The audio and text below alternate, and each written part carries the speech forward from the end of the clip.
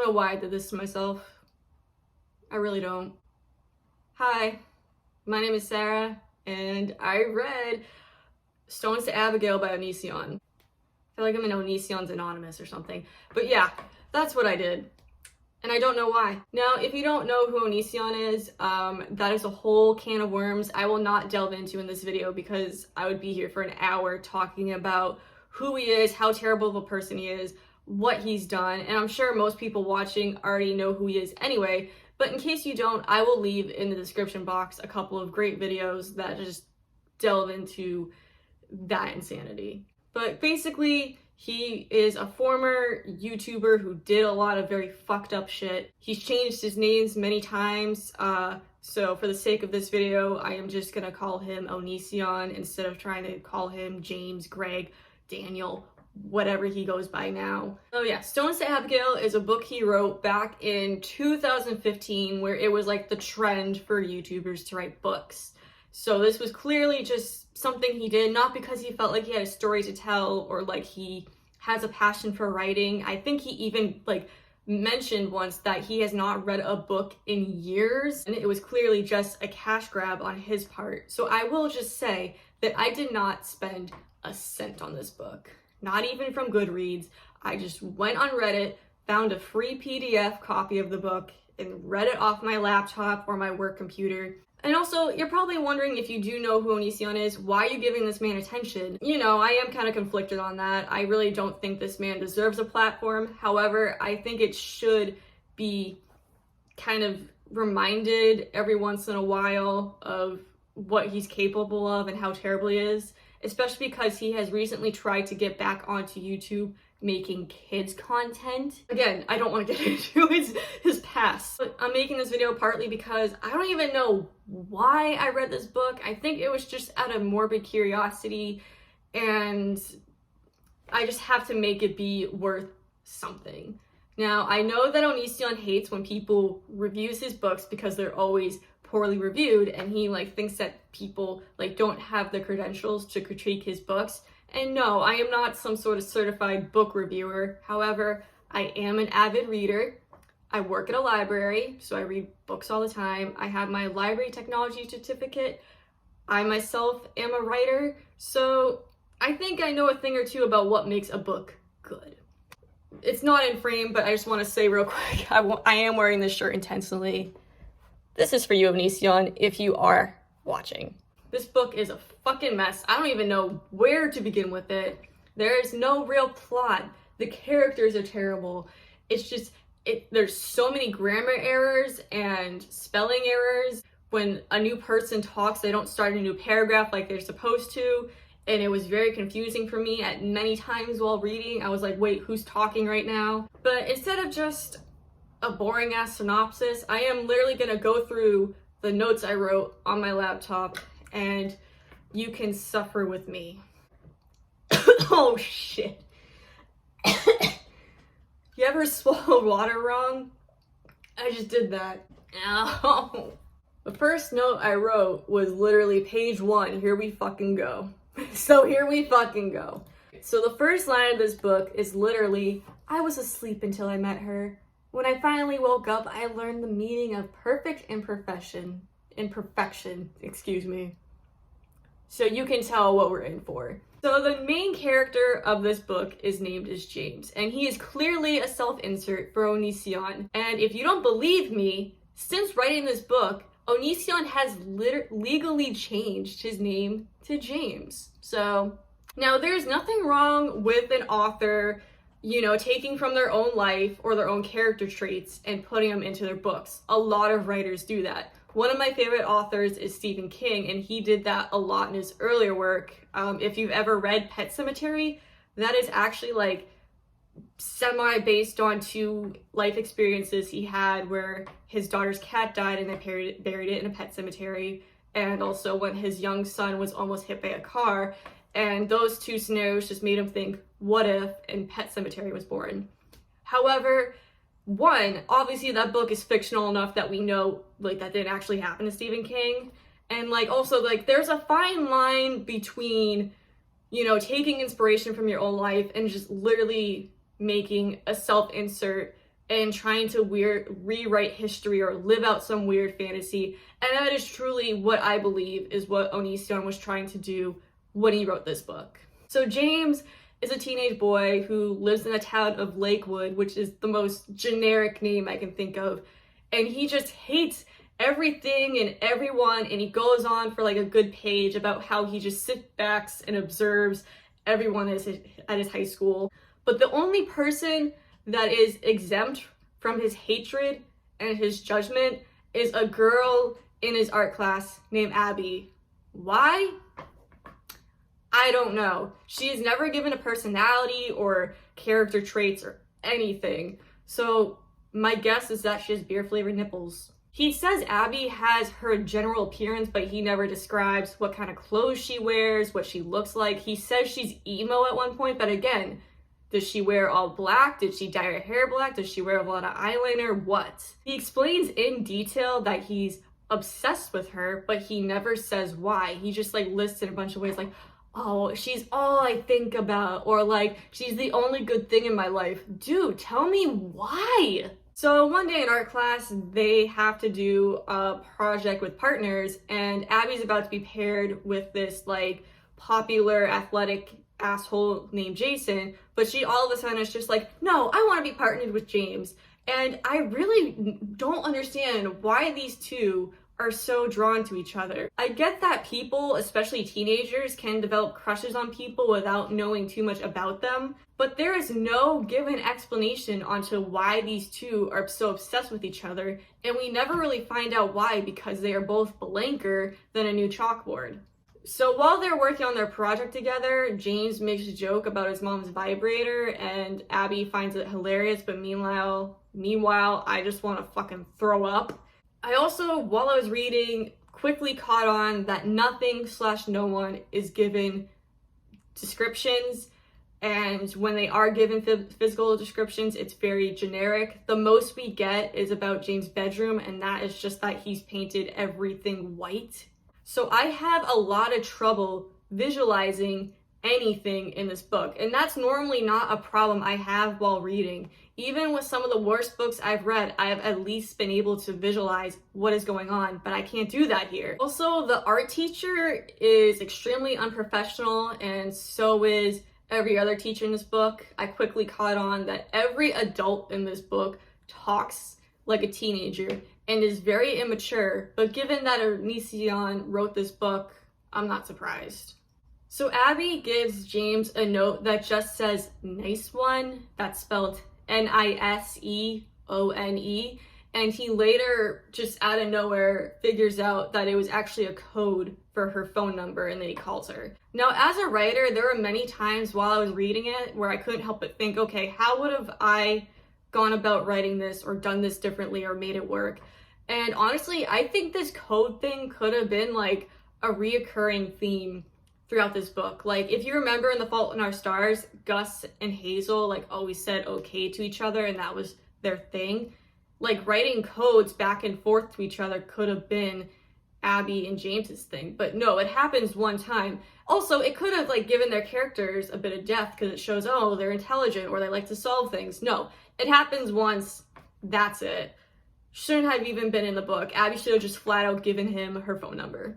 Hey guys, I know I look different. I actually just did my makeup for my birthday today. However, I wanted to jump in real quick and say I recently found out that nice one is actually an anagram for Onision.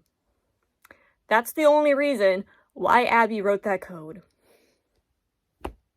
Figures, huh? All right, sorry, back to the review. So a few days later, while James is at school, he sees Abby getting into a fight with her boyfriend Seth, so he volunteers to get her away from him by walking her home. While they're walking home, it starts to rain, and Abby's makeup comes off, and James sees bruises on her face. Somebody in her life is hitting her. So how does he help her feel better? He tells her she's beautiful. What? This girl, whether it's like her parent or her boyfriend, is leaving bruises on her face. He doesn't say what, so I'm guessing she has a black eye. And what would a normal person say in that situation? Are you okay? Who did this to you? Do you want me to report this to somebody? No, James is like, I don't see the bruises. I just see how beautiful you are. Fuck you. But she just eats this up. So James and Jason got into a fight and they're both suspended from school for a few days. And while James is suspended, he can't stop thinking about Abby. So he writes her an email. It is so creepy. I am literally gonna read you some of this email right now and try and tell me this does not sound like the Walmart version of Joe Goldberg. Also, apologies in advance for my terrible Joe impression, but here we go. When I look into your eyes, I at times feel a level of sadness I have never felt, as if we, despite barely knowing each other, have been apart for far too long. Even with my brief presence in your life, I've picked up on so much suffering and almost feel powerless to create any change. There are so many wounds, so many scars, so much I only know enough about to fear. I'm trying to understand. Abby, you have had more pain in your life than I can imagine. I hear it in your voice. I see it in your eyes and in the way you move. I just want to see you smile without there being an ocean wall of tears behind your eyes. Hello, you. What the fuck? That was terrible. But you get the point. If someone wrote me this email, I would have fucking blocked, moved towns.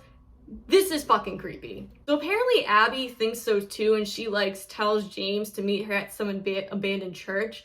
And she's like, at first she's all offended, like, you think you can just fix me, James? I'm not someone who needs to be fixed. But then she quickly goes back on that and delves into some of her trauma. And it's here that you realize that Abby has no personality, just a tragic backstory. She claims she's not broken and doesn't want to be fixed, but then she completely goes back on that the next time she speaks. Onision has a savior complex, and it's really coming through in this book. And it's very concerning when you read it and actually know what Onision has done to his past partners. And it's concerning to read. So after Abby does her whole, oh, woe is me spiel, James, excuse me, feeds her a bunch of bullshit. And he even says in his narration, she was finally hearing everything she wanted someone to say, which sounds like manipulation if you ask me. So then James goes home and his mom's new boyfriend is there. And when James sees him, he goes, who is this gentleman? Because that's how teenagers talk. Also, James slut-shames his sister while at this dinner with the boyfriend. Very nice. Also, I don't know his sister's name in this book. At one point, I think he calls her Lauren, but then at another point, he calls her Lisa. I guess her name is Lisa, but I swear at one point he calls her Lauren. So when James's suspension is over and he goes back to school, he has to have a meeting with the guidance counselor, Mrs. Robertson. She, again, is very unprofessional, and you will see more of that throughout this book. During the meeting, she even straight up says to James, Jason is destined for not so great things. All these characters talk like bots, and it's annoying as fuck. So, I forgot to mention this, but James's history teacher wanted him to be his teacher's assistant, but James doesn't want to do that because that means he wouldn't have art with Abby anymore. Now, Mrs. Robertson hates Abby, but she helps James fix his schedule so that he can have gym with Abby instead of Art and still be his history teacher's assistant. Not sure that's how it would work, but okay. So then James shows up at gym class and Abby's like, what are you doing here? And he's like, oh, I changed my schedule.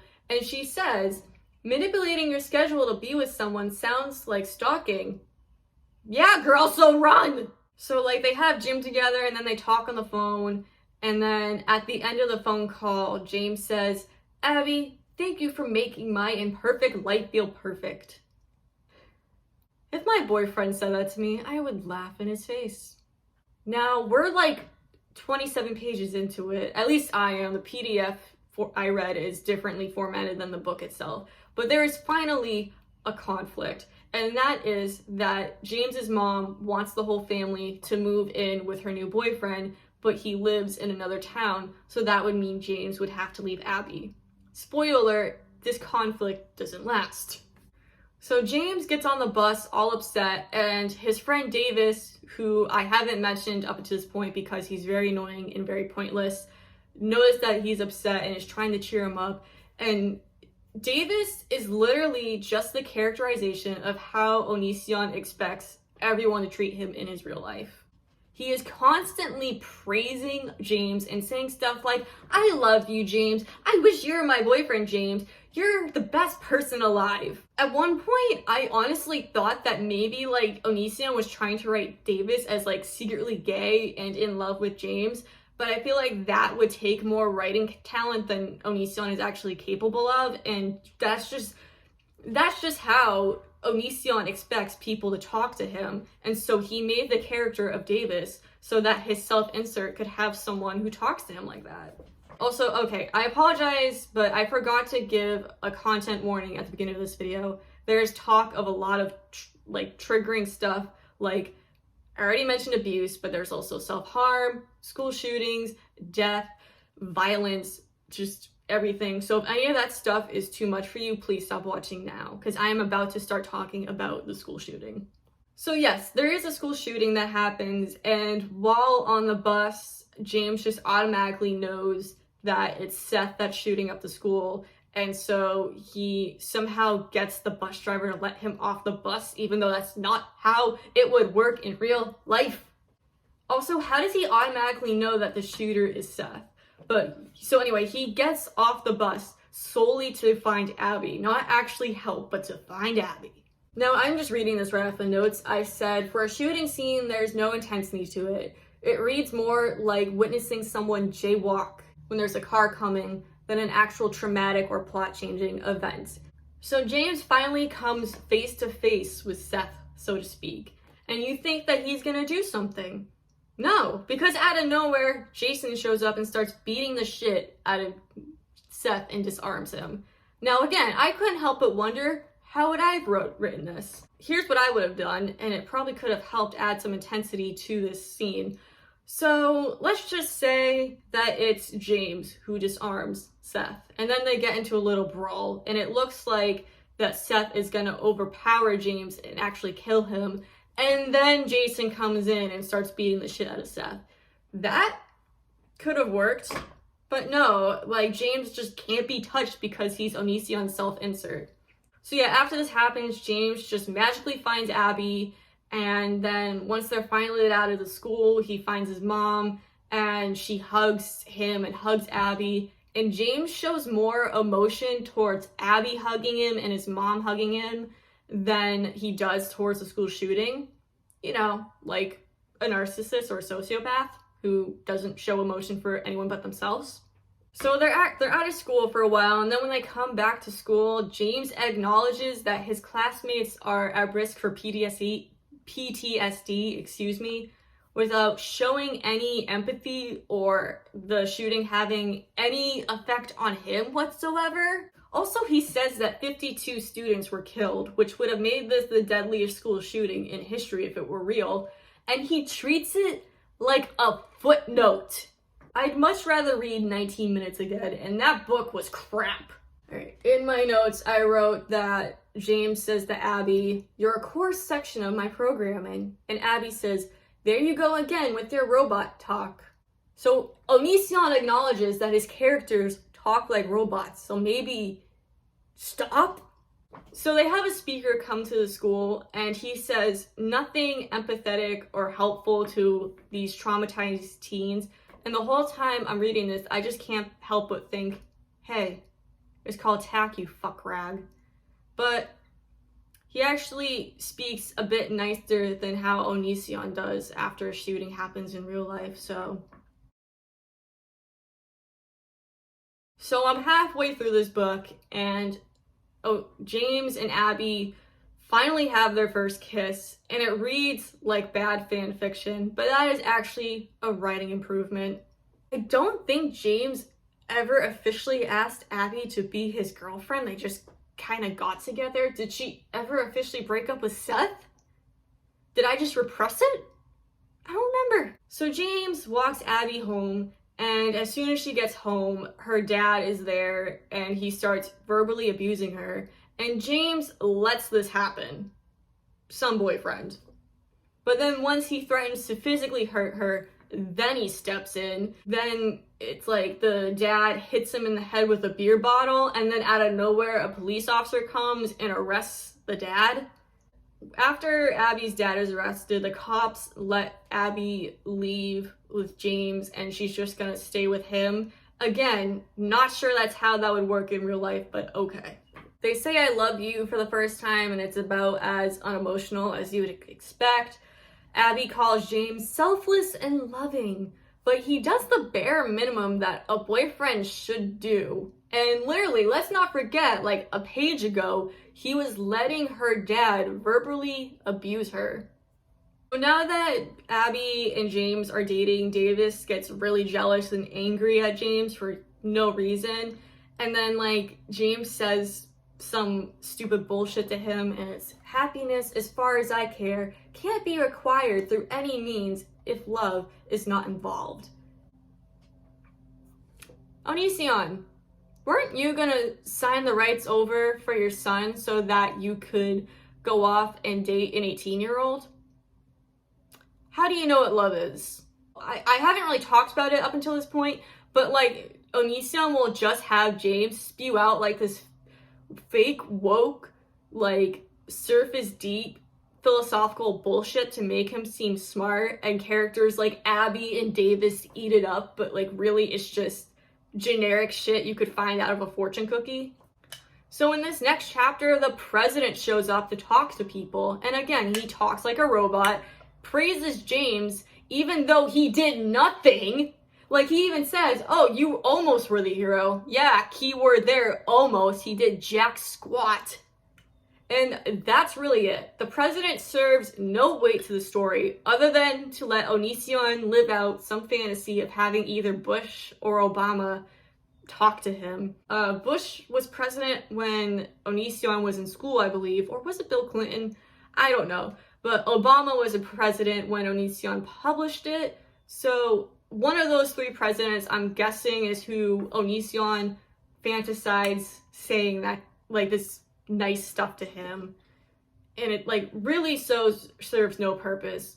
Also, I very, very highly doubt that the president would have time to actually go and talk to the students at the school. Like, yeah, he would make, like, a generic speech that would be put on television, but he wouldn't actually go to the school.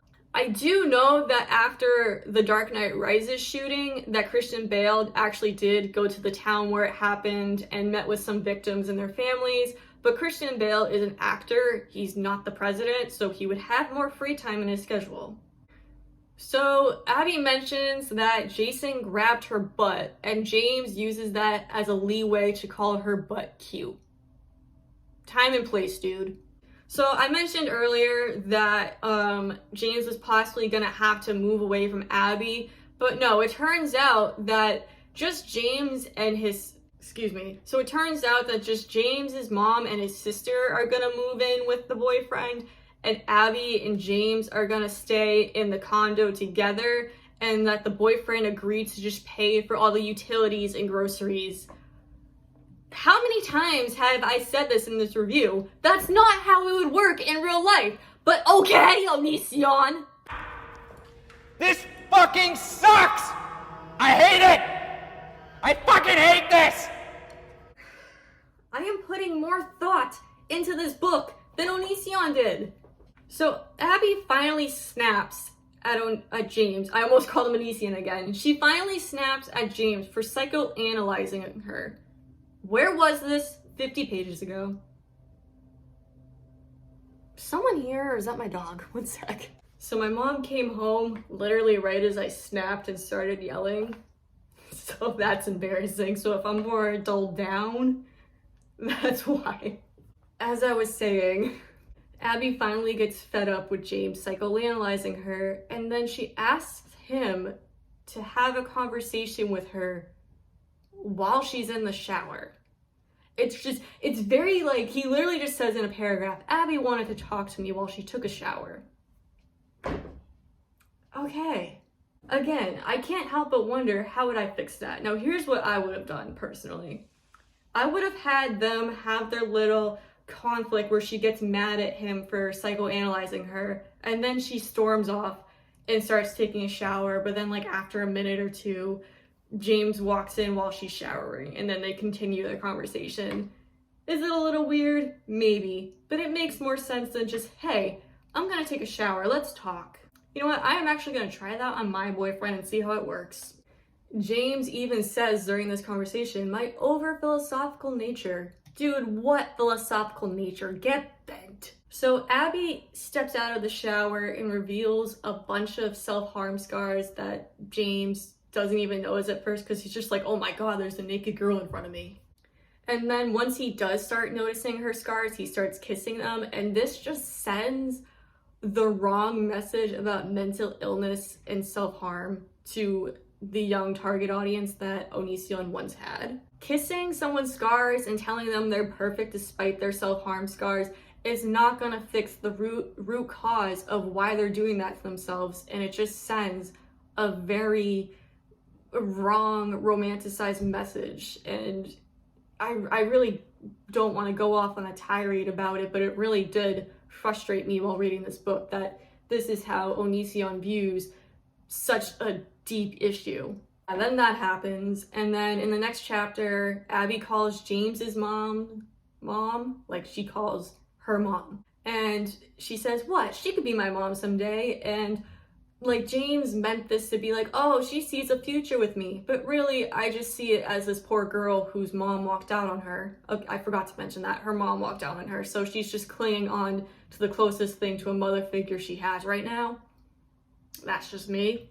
And then Onision tries to make the school shooting have some sort of weight by having the mom just quickly mention to James, oh, by the way, that a guy that your sister had a crush on died in the school shooting and she's really upset about it. But it's treated as an afterthought and we don't know anything about the kid who died or his sister for that matter, so we don't care. Abby finally writes James a letter that just reveals her whole traumatic past to him, and literally everything terrible that could happen to somebody has happened to this girl. And again, it truly just shows that Onision did not write Abby to be her own character, to give her a personality. He just wanted something to dump all this trauma onto so that he could play savior in his head. And some of the stuff that happens, I won't go into all of it, but Abby had a miscarriage, she was sexually assaulted, the guidance counselor hates her, Mrs. Robertson hates her because she thinks that Abby had an abortion. And what does James do when he finds out all this stuff? He goes into Abby's class, like in the middle of class, props her up on a desk and starts making out with her in front of the whole class. I wrote in my notes, this just shows that Onision has a disgusting savior complex and uses Abby as a blank slate to just throw trauma onto. Trauma and mental illness is not fixed by a romantic relationship. And I do know that a lot of romance books do kind of use this trope from time to time, but it's still disgusting, and it's especially disgusting here. Abby needs therapy, not a boyfriend. So Abby and James get suspended for making out in the middle of class, and they just run home and have sex for the first time.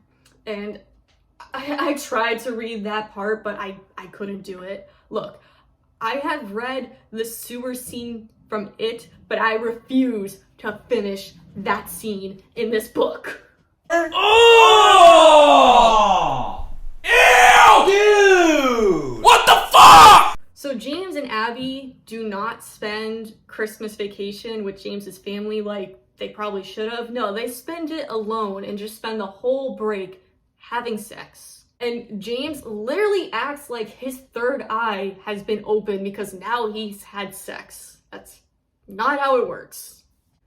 Jason once again gropes Abby, and since Miss Robertson won't do anything, James beats the shit out of Jason and a bunch of his friends and then gets away with it. I am done repeating myself, but that is not how it would work in real life. This kid, I'm guessing, I picture James as like this scrawny kid and he just takes on a bunch of like football players.